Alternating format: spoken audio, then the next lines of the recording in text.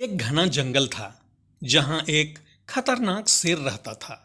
कौवा और चीता उसके सेवक के रूप में हमेशा उसके साथ रहते थे। शेर रोज शिकार करके भोजन करता और ये तीनों उस बचे हुए शिकार से अपना पेट भरते थे। एक दिन उस जंगल में एक ऊंट आ गया जो अपने साथियों से बिछड़ गया था। शेर ने कभी ऊंट नहीं देखा था। कौए ने शेर को बताया कि यह ऊंट है और यह जंगल में कभी नहीं रहता। शायद पास के गांव से यह यहाँ आ गया होगा। आप इसका शिकार करके अपना पेट भर सकते हो। चीता और सियार को भी कौए की बात अच्छी लगी। तीनों की बात सुनकर शेर ने कहा, नहीं, यह हमारा मेहमान है, मैं इसका शिकार नहीं करूंगा। शेर ऊंट के पास गया और ऊंट ने उसे सारी बात बताई कि वो किस प्रकार अपने साथियों से बिछड़कर जंगल में पहुंचा। शेर को उस कमजोर ऊंट पर दया आई और उसने कहा कि आप हमारे मेहमान हैं, आप इस जंगल में ही रहेंगे। कौवा, चीता और सियार इस बात को सुनकर मन ही मन ऊंट को कोसने लगे। ऊंट ने शेर की बात मान ली और जंगल में ही रहने लगा। जल्दी ही जंगल की घास और हरी पत्तियां खाकर वह तंदुरुस्त हो गया। इस बीच एक दिन शेर की जंगली हाथी से लड़ाई हो गई और शेर बुरी तरह से घायल हो गया। वह कई दिन तक शिकार पर नहीं जा सका। शिकार न करने पर शेर और उस पर निर्भर कौवा, चीता व सियार कमजोर होने लगे। जब कई दिनों तक उन्हें कुछ भी खाने को नहीं मिला तो सियार ने शेर से कहा, महाराज, आप बहुत कमजोर हो गए हैं और अगर आपने शिकार नहीं किया तो हालत और ज़्यादा खराब हो सकती है। इस पर शेर ने कहा, मैं इतना कमज़ोर हो गया हूँ कि अब कहीं भी जाकर शिकार नहीं कर सकता।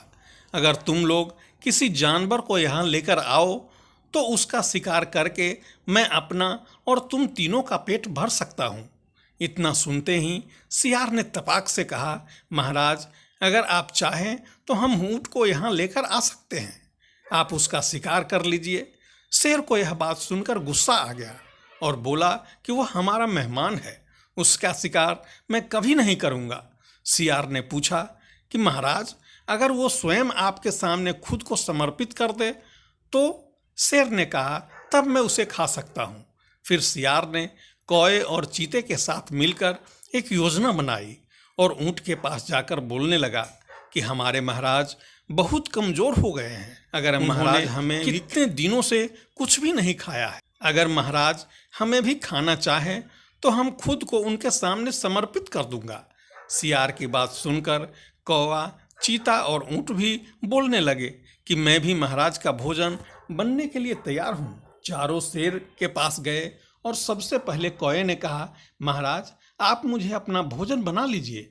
सियार बोला कि तुम बहुत छोटे हो, तुम भोजन क्या नाश्ते के लिए भी ठीक नहीं हो। फिर चीता बोला, महाराज, आप मुझे खा जाइए।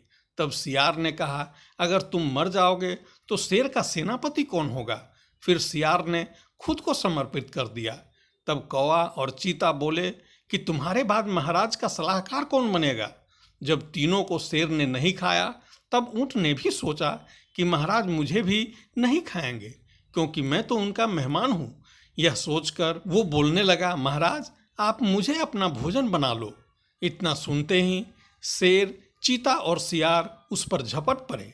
इससे पहले कि ऊँट कुछ समझ पाता, उसके प्राण शरीर से निकल चुके थे और चारों उसे अपना भोजन बना चुके थे। दोस्तों, इस कहानी से हमें यह सीख मिलती है कि हमें बिना सोचे समझे किसी भी बातों में नहीं आना चाहिए। साथ ही चालाक व धूर्त लोगों की मीठी मीठी बातों पर तो कभी भरोसा नहीं करना चाहिए। धन्यवाद।